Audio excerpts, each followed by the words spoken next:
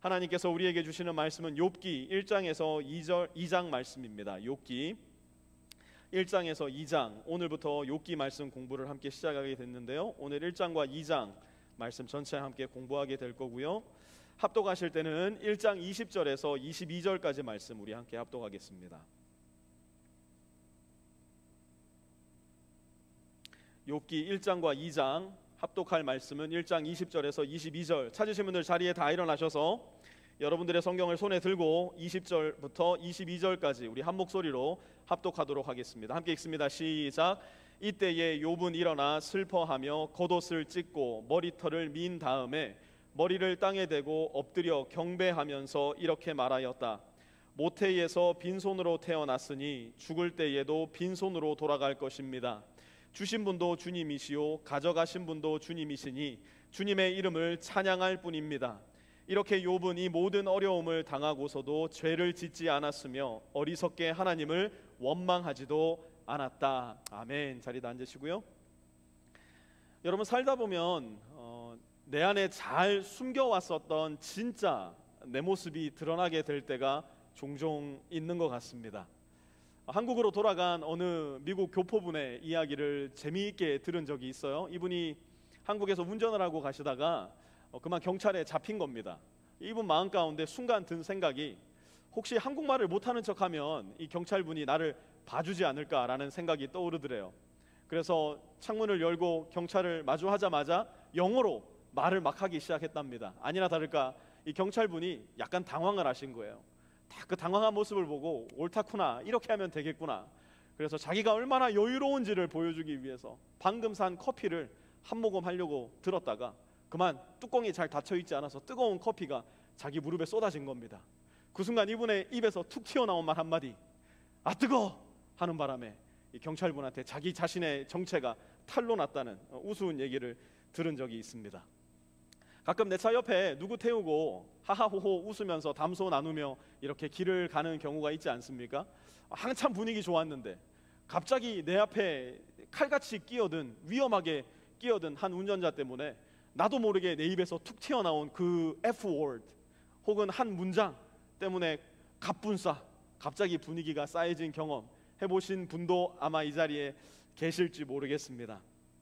이런 이야기야 사실 뭐 조금 우스운 이야기고요, 뭐 있으나 마나한 이야기나 마찬가지인데요, 갑작스럽게 저와 여러분의 삶 가운데 말도 안 되는 큰 고통과 아픔과 절망이 찾아왔을 때, 오랫동안 충성했던 회사로부터 느닷없는 해고 통보를 받게 되었을 때, 사랑하는 연인에게서 전혀 기대치 않게 이별의 통보를 받게 되었을 때, 내 아이는 아무 문제 없는 아이인 줄 알았는데 어느 날 학교로부터 내 아이의 어마어마한 문제를 통보받게 되었을 때, 내 몸 혹은 내가 사랑하는 사람의 몸이 너무나 아파서 이제 얼마 버티지 못할 것이라는 청천벽력과 같은 이야기를 듣게 되었을 때, 그 순간 우리는 비로소 내 안에 꽁꽁 감춰두고 있었던 진짜 내 모습과 마주하게 됩니다.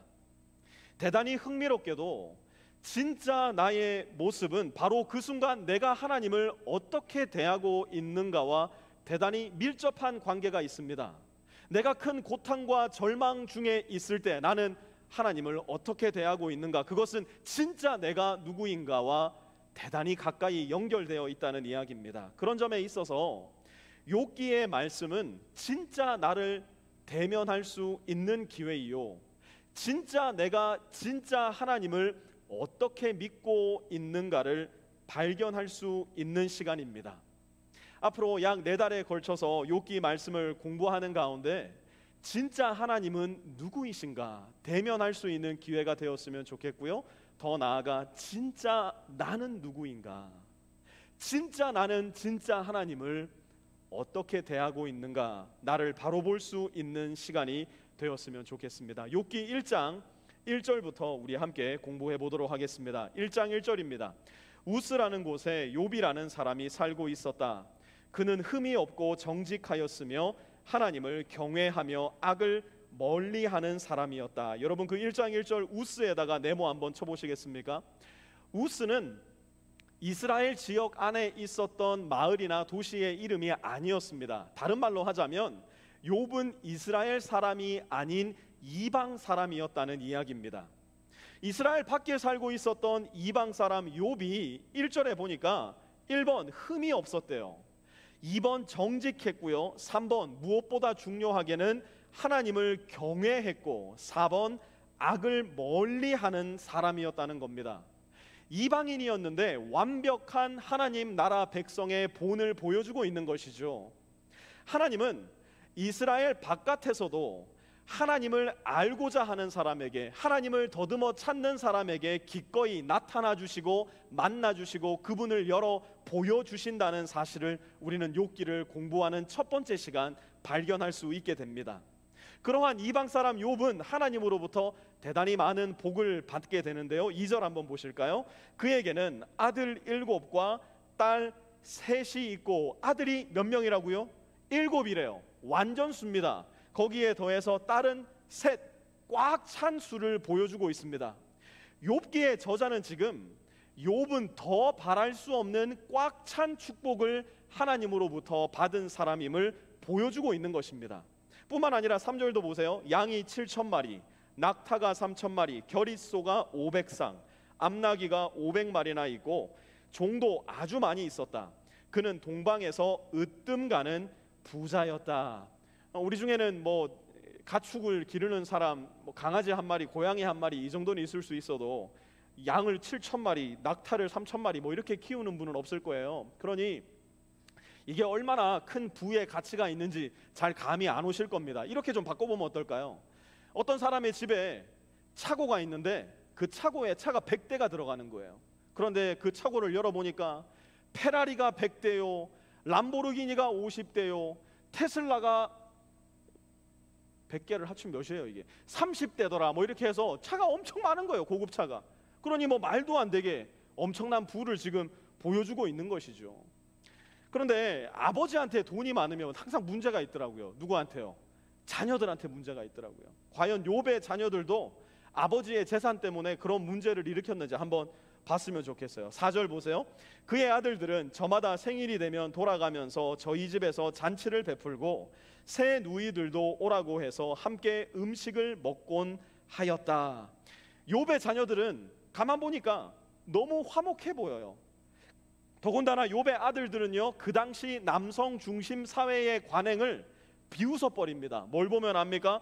그들의 누이들을 다 초청해서 모든 것을 함께 먹고 함께 마시며 함께 나누고 있는 겁니다. 그야말로 그 당시 사회에서 찾아볼 수 없을 만큼 별나디 별나게 좋은 가정과 별나디 별나게 좋은 형제 자매의 우애를 보여주고 있는 겁니다. 거기에 더해서 아버지 욥은요, 정말 별나디 별난 아버지였던 것 같아요. 5절 함께 볼게요. 잔치가 끝난 다음 날이면 욥은 을에 아침에 일찍 일어나서 자식들을 생각하면서 그들을 깨끗하게 하려고 자식의 수대로 일일이 번제를 드렸다. 자식 가운데서 어느 하나라도 줄쳐봅니다. 알지 못하는 사이에라도 하나님을 저주하고 죄를 지었을 수도 있다고 생각하여, 거기까지 한번 줄쳐보세요. 지금 욥이 뭐 하고 있는 거예요? 하나님께 미리 땡겨서 회개하고 있는 겁니다. 하나님께 미리 땡겨서 예배와 경배와 번제를 올려드린 사람, 그 사람이 바로 우리가 오늘부터 함께 공부하게 될 욥기의 주인공 욥이었어요. 5절 마지막 문장도 한번 보실까요? 욥은 모든 일에, 그냥 단순히 예배를 드리는 일뿐만 아니라 모든 일에 늘 이렇게 신중하였다. 모든 일에 하나님 앞에 이토록 완벽히 겸비된 사람, 하나님을 경외하고 악을 멀리하는 사람 욥을 하나님이 주목하셨을까요? 주목하지 않으셨을까요? 8절 이어서 볼게요. 주님께서 사탄에게 말씀하셨다. 너는 내 종 욥을 잘 살펴보았느냐? 이 세상에는 그 사람만큼 흠이 없고 정직한 사람, 그렇게 하나님을 경외하며 악을 멀리하는 사람은 없다. 여러분, 지금 하나님은 천상에서 이 땅에서 살아가는 욥이라는 한 남자를 자랑하고 계신 거예요. 그런데 여러분, 제가 재밌는 사실 하나 알려드릴까요? 욥과 같은 사람은요, 하나님도 주목하시지만 동시에 사탄도 주목하고 있다는 사실을 우리는 욥기에서 발견하게 됩니다. 9절에서 11절 함께 보시죠. 그러자 사탄이 주님께 아뢰었다. 욥이 아무것도 바라는 것이 없이 하나님을 경외하겠습니까? 주님께서 그와 그의 집과 그가 가진 모든 것을 울타리로 감싸주시고 그가 하는 일이며 무엇에나 복을 주셔서 그의 소유를 온 땅에 넘치게 하지 않으셨습니까? 이제라도 주님께서 손을 드셔서 그가 가진 모든 것을 치시면 그는 주님 앞에서 주님을 저주할 것입니다. 사탄은 욥을 대단히 긴밀하게 관찰했던 존재였어요. 사탄은 정밀한 관찰을 통해서 합리적인 의심을 하기 시작합니다.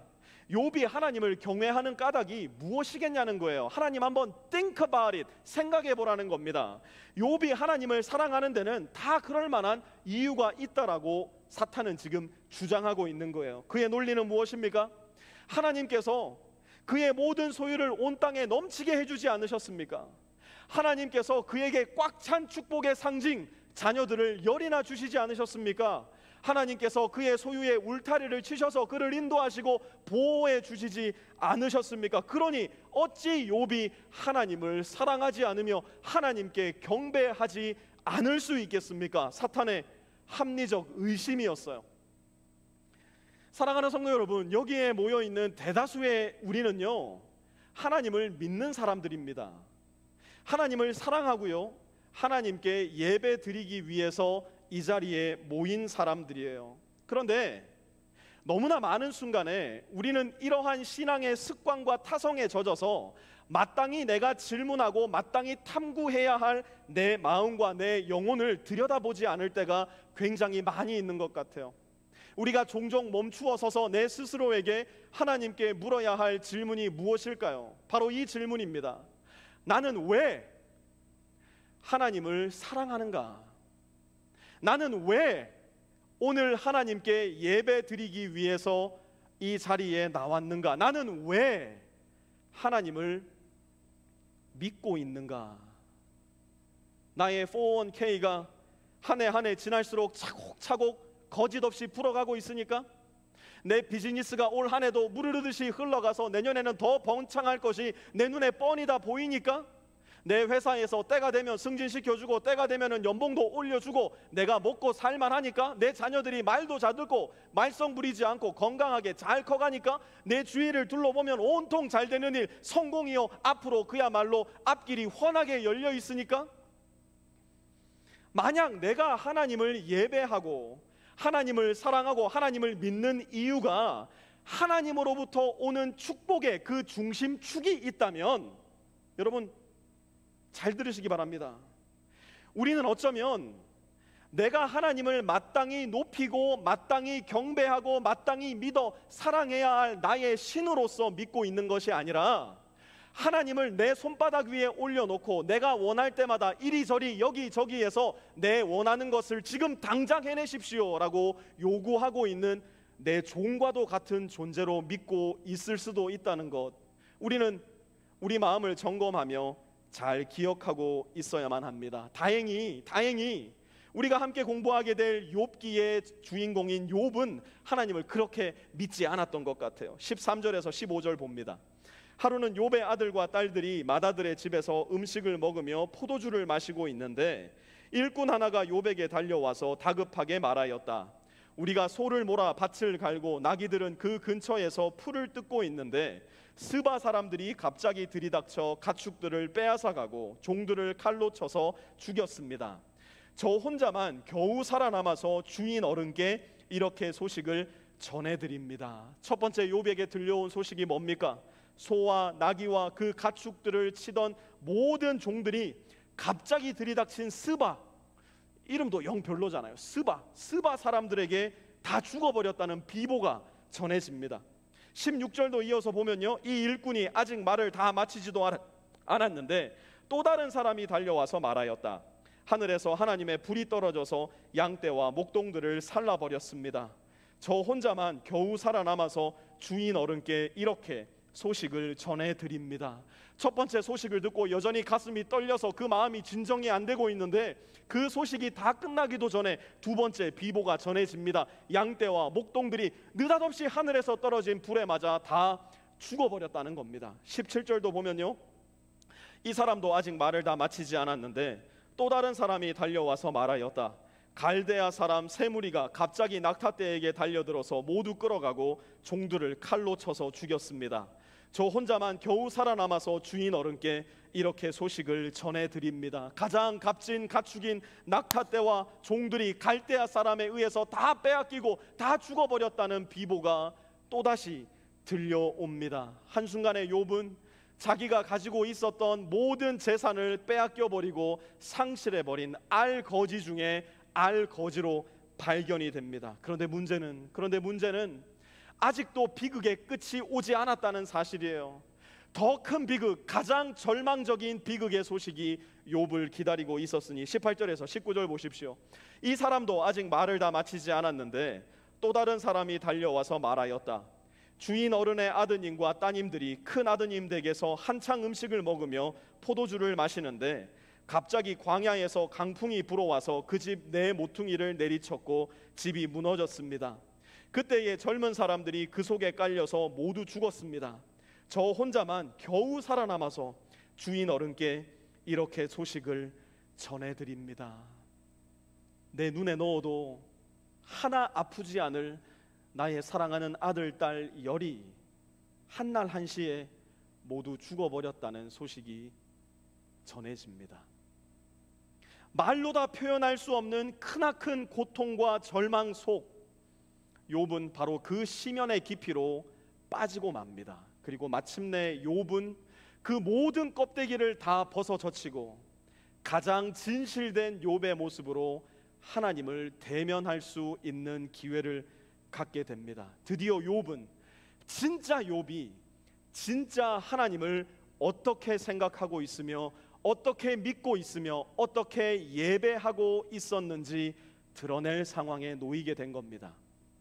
20절과 21절 보십시오. 이때에 욥은 일어나 슬퍼하며 겉옷을 찢고 머리털을 민 다음에 줄쳐볼까요? 머리를 땅에 대고 엎드려 경배. 거기까지 한번 줄쳐보세요.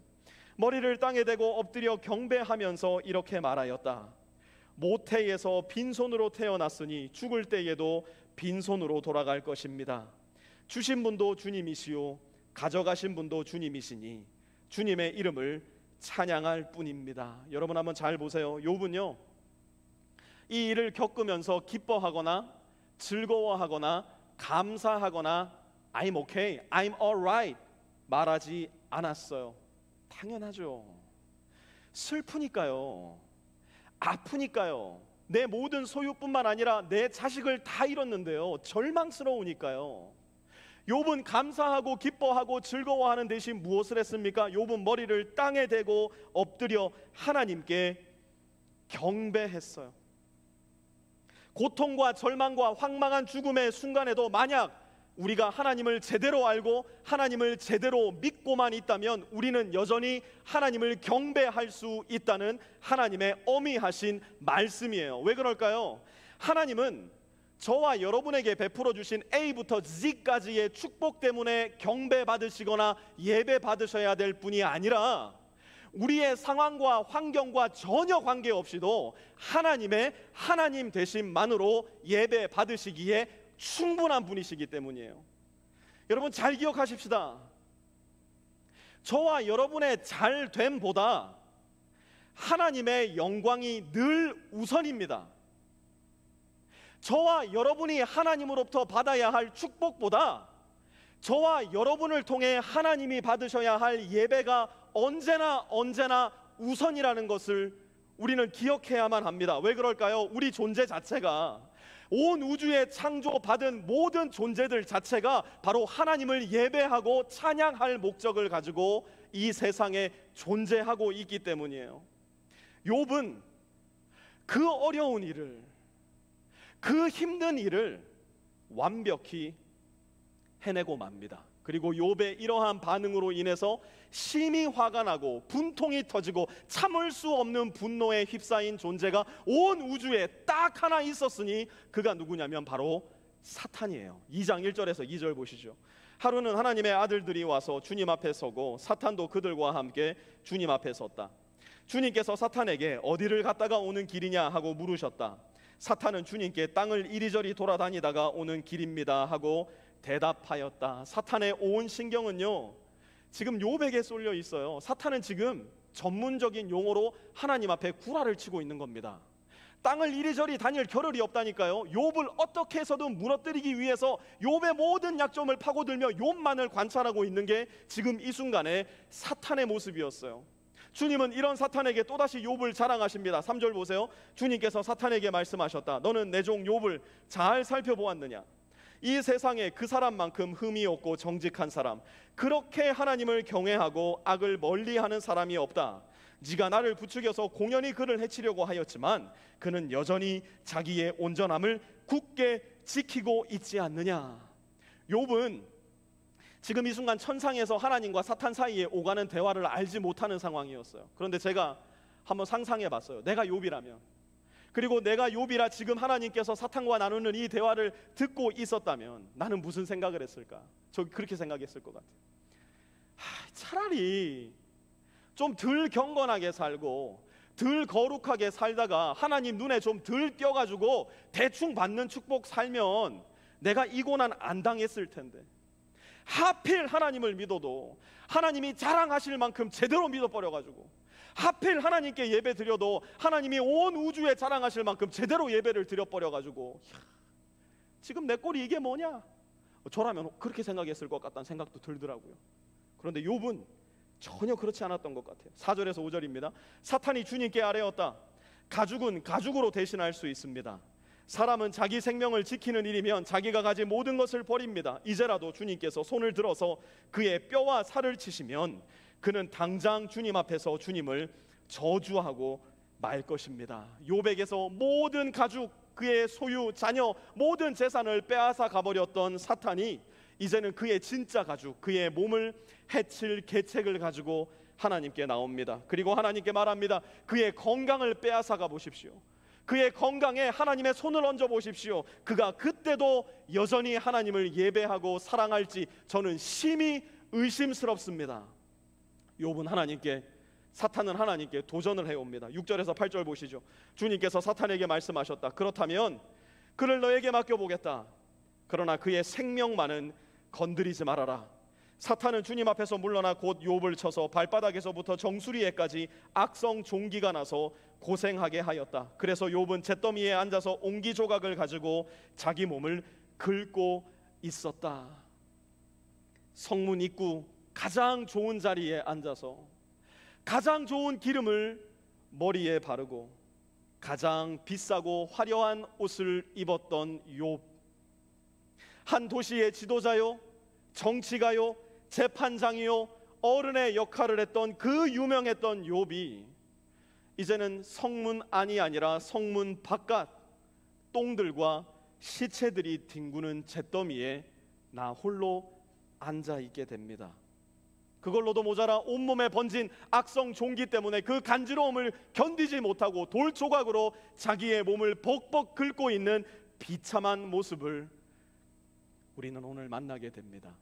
그러한 욥을 보다 못한 아내가 속이 터져 이렇게 말해요. 9절. 그러자 아내가 그에게 말하였다. 이래도 당신은 여전히 신실함을 지킬 것입니까? 차라리 하나님을 저주하고서 죽는 것이 낫겠습니다. 굉장히 순화된 표현이에요. 문자 그대로 이야기하자면 이런 거예요. 차라리 하나님을 저주하고 죽어버려라. 욥의 아내는 거칠게 욥에게 말합니다. 기독교 역사 속에 욥의 아내는 악처 중에 악처라는 평을 많이 들어왔어요. 그런데 저는요, 이번에 욥기 말씀을 새롭게 공부하면서 가만 보니까 욥의 아내가 그렇게 악처는 아닌 것 같아요. 그리고 하나님도 욥의 아내를 너 참 악처다, 너 참 못쓰겠다 이렇게 말씀하지는 않으셨다는 생각이 들어요. 왜 그러냐? 욥의 아내도요, 지금 이 사건 속에 엄청난 피해자예요. 오히려 욥보다 더 절망 속에, 아픔 속에, 고통 중에 있을 사람이 바로 욥의 아내였어요. 왜요? 자기가 배 아파 낳은 10명의 자녀가 다 죽어버렸다니까요. 내가 잃어버린 소유는 둘째치고 내가 그토록 사랑하는 내 몸과도 같은 자녀를 다 잃어버린 아내. 그런 아내에게 욥은 무엇이라 대답했을까? 10절 보십시오. 그러나 욥은 그에게 이렇게 대답하였다. 당신까지도 어리석은 여자들처럼 말하는구려. 우리가 누리는 복도 하나님께로부터 받았는데 어찌 재앙이라고 해서 못 받는다 하겠소. 이렇게 하여 욥은 이 모든 어려움을 당하고서도 말로 죄를 짓지 않았다. 사랑하는 성도 여러분, 여러분 마음속에 믿고 계신 하나님은 어떤 하나님이십니까? 여러분의 하나님은 여러분에게 복을 주셔야만 합니까? 우리가 믿는 성경의 하나님, 삼위일체의 하나님은 저와 여러분에게 성공과 탄탄대로의 미래만을 보장해 주셔야만 하는 하나님입니까? 내가 믿고 사랑하고 예배하는 하나님은 언제라도 내가 원하는 모든 것을 내가 원하는 바로 그 시간에, 내가 원하는 바로 그때에 해내셔야만 하는 그러한 하나님입니까? 우리는 언제부터 이런 하나님을 우리 마음 가운데 우리도 모르는 사이에 믿고 있는 것일까요? 우리는 언제부터 하나님은 마땅히 그러하셔야만 하는 분이라고 내 마음 가운데 생각하게 되었던 것일까요? 조작된 기독교, 각색된 기독교, 구부러진 기독교, 삼위일체의 하나님과는 전혀 관계없는 성경의 하나님을 믿지 않는 잘못된 기독교를 우리 마음 가운데 어쩌면 우리는 너무 깊이 받아들이고 있는지도 몰라요. 여러분 잘 기억하세요. 하나님은요, 주권자이시고 하나님은 통치자이시며 절대자이십니다. 하나님이 복을 주고 싶으시면 복을 주실 것이요, 하나님이 재앙을 내리셔야 한다면 저와 여러분에게도 기꺼이 재앙을 내리실 수 있는 분이에요. 복과 재앙, 내 삶에 닥친 행복과 슬픔, 즐거움과 고통이라는 내 삶의 환경과 상황이 절대로 나로 하여금 하나님을 사랑했다가 미워하게 할 수 없다는 것을 우리는 잘 기억하고 있어야 됩니다. 내가 정말 하나님을 믿고 있다면 내가 처해 있는 지금의 상황 때문에 내가 드리던 하나님을 향한 예배를 멈출 수 없음도 우리는 기억해야 할 겁니다. 성공이 아니라 실패로 얼룩진 하루하루의 내 인생으로 점철된다 할지라도 하나님께 감히 원망을 올려드리는 사람이 될 수 없음을 우리는 잘 기억해야 됩니다. 그 어떤 환경과 상황 속에서도 우리가 믿고 있는 삼위일체의 하나님, 역사의 하나님, 성경의 하나님은 예배받기에 합당하신 하나님이시고, 만약 그 하나님이 여전히 우리의 하나님이시라면 우리에게는 그거 하나만으로도 언제나 하나님을 사랑하고 예배하고 믿어야 할 이유가 충분하다는 것을 우리는 잘 기억해야 합니다. 여러분 욥을 한번 잘 보세요. 욥은 꼭대기에서 땅바닥으로 그야말로 급전직하합니다. 동방에 제일 가는 부자요, 의인이요, 모든 사람들의 찬탄의 대상이었던 그가 지금은 쓰레기 더미와 시체 더미, 똥구더미에 앉아 돌조각으로 몸을 긁는 신세로 전락해버렸어요. 여러분이 욥이라면, 오늘 여러분의 삶의 상황이 이 욥과 같다면 저와 여러분은 하나님께 과연 어떻게 반응하는 사람들로 하나님 앞에 서 있을까요? 그런데 여러분, 욥보다 훨씬 더 높은 곳에서, 욥보다 훨씬 더 낮은 곳까지 문자 그대로 패대기 쳐진 인물이 한 사람 있었으니 그가 누군지 아십니까? 그의 이름은 바로 예수 그리스도세요. 빌립보서 2장 6절에서 8절 스크린에 띄워드릴 테니까요, 우리 한번 큰 목소리로 함께 읽어봤으면 좋겠습니다. 함께 읽겠습니다. 시작. 그는 하나님의, 잠깐만요. 이 설교의 내용은 아닌데 이 말씀은 사실은 바울이 기록한 말씀은 아니에요. 이 말씀은 기독교 역사 속에 존재했던 가장 첫 번째 닥트린이었습니다. 신경이었어요. 욥은 그것을 알고 빌립보에 보내는 편지에 이것을 기록한 건데요, 초대교회 사람들은 이 신경을 모일 때마다 큰 목소리로 함께 암송했었어요. 우리도 큰 목소리로 이 위대하고 아름다운 말씀을 함께 읽었으면 좋겠는데, 방금 함께 읽은 것처럼 읽다가는 이 말씀이 전혀 우리에게 의미가 없습니다. 정말 우리 마음을 다해서 한번 큰 목소리로 이 말씀 다시 한번 읽어보겠습니다. 시작. 그는 하나님의 모습을 지니셨으나 하나님과 동등됨을 당연하게 생각하지 않으시고 오히려 자기를 비워서 종의 모습을 취하시고 사람과 같이 되셨습니다.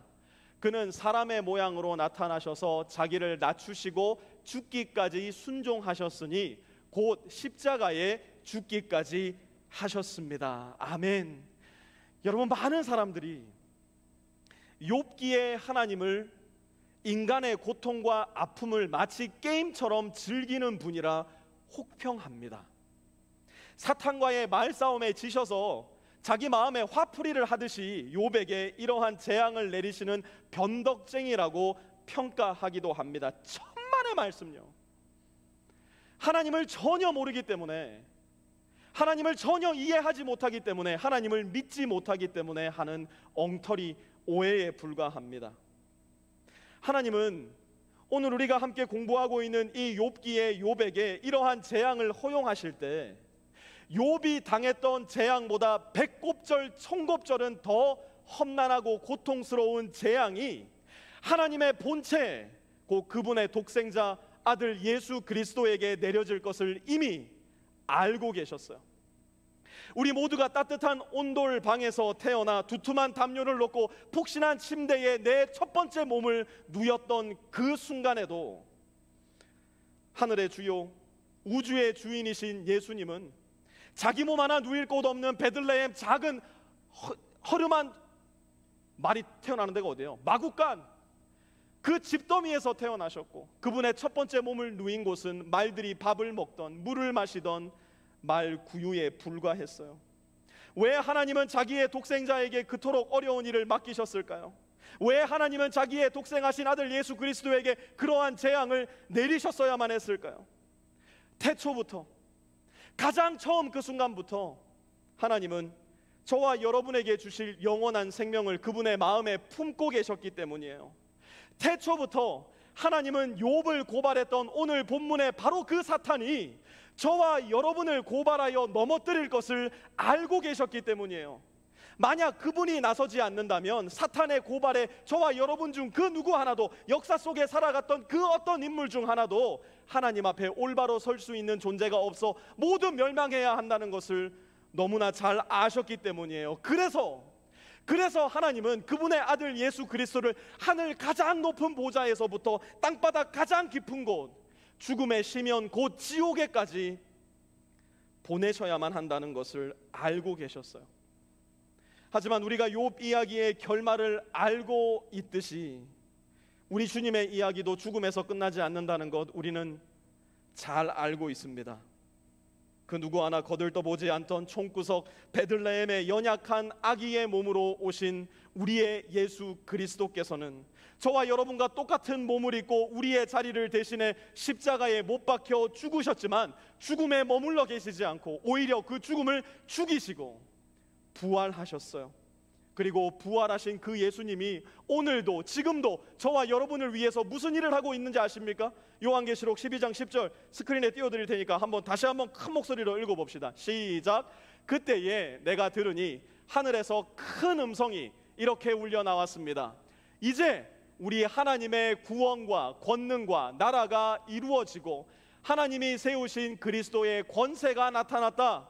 우리의 동료들을 헐뜯는 자, 우리 하나님 앞에서 밤낮으로 그들을 헐뜯는 자가 쫓겼다. 욥기에서 볼 수 있듯이 예수님이 이 땅에 아기의 모습으로 오시고 십자가에 죽으시고 부활하시기 전에는 사탄이 하나님의 천상회의에 참여할 수 있었어요. 사탄이 천상회의에 참여해서 했던 유일한 일이 뭘까요? 바로 저와 여러분들을 고발하여 넘어뜨리는 일이었어요. 그런데 이제는 아니에요. 이제는 더 이상 사탄이 하나님의 존전에 나가 저와 여러분을 고발하여 넘어뜨릴 수가 없게 되었어요. 무엇 때문에요? 예수님이 사탄의 권세를 밟아 이기셨기에 틈만 나면 하나님 앞으로 와서 저와 여러분을 고발하던 그 사탄은 요한계시록 12장 10절에 말하던 것처럼 하나님의 존전에서 완전히 내쫓기게 되었다는 것을 우리는 기억하고 있어야 합니다. 하나님, 이 앞에 서가지고 설교하는 구목사 저 인간이요, 그래도 제법 그럴듯하게 보여도요, 제가 이렇게 파보고 저렇게 파보니까요, 저 인간 형편없는 인간입니다. 하나님이 사랑하실 곳이라고는 조금도 없는 죄덩어리 똥구덩이에 뒹굴어야 되는 존재임을 하나님, 제가 지금 고발하는 바입니다. 사탄이 하나님께 나아가 오늘도 알뜰살뜰히 준비한 저와 여러분을 향한 상소문을 올리려고 하는 그 순간 예수님이 그 사탄의 앞을 가로막고 말씀하시는 겁니다. 아버지요, 아버지요, 내 손바닥에 난 이 핏자국을 보시지 못한단 말입니까? 내 옆구리에 찔린 창자국과 핏자국을 보지 못하신단 말입니까? 저 구본성이를 위해 내가 온 피와 물을 흘려 죽었으니, 그리고 구본성이가 믿음으로 내 안에 있으니, 하나님 아버지시여, 사탄의 저 고발문은 거짓이요 구본성이의 모든 죄는 내 안에서 용서받았습니다. 예수님은 오늘도 지금도 사탄의 앞을 가로막고 하나님 아버지께 말씀하고 있는 분임을 우리는 잘 기억해야만 합니다. 또한 사탄은 이제로부터 영원까지 저와 여러분 예수 그리스도 믿음 안에 있는 사람을 단 한마디로도 고발할 수 없는 존재임을 우리는 오늘 말씀 가운데 믿고 확증하며 살아야만 합니다. 오래전 한국 드라마에 나와서 유명해진 대사가 있습니다. 자꾸 옛날 드라마 얘기하면 나는 그걸 모른다, 목사님과 나는 세대 차가 너무 많이 난다, 불평하시는 분이 있는데 이거는 다 아실 거예요. 이런 대사입니다. 아프냐? 나도 아프다. 다 아시죠?